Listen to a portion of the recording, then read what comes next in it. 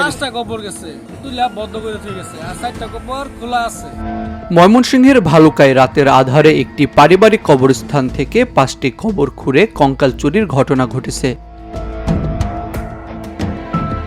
উপজেলার হবিরবাড়ি ইউনিয়নের লবণকৌঠা গ্রামে আইয়ুব আলী মাস্টারদের পারিবারিক কবরস্থান থেকে গতরাতে এই ঘটনা ঘটে।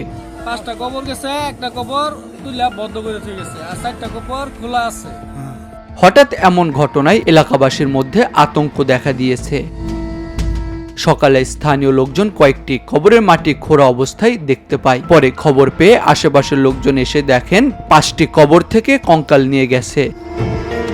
স্থানীয়দের অভিযোগ, গভীর রাতে কোনো এক সময় সংঘবদ্ধ চক্র কয়েকটি কবরের মাটি খোঁড়ে সেখানে 5টি কবর থেকে কঙ্কাল নিয়ে যায়।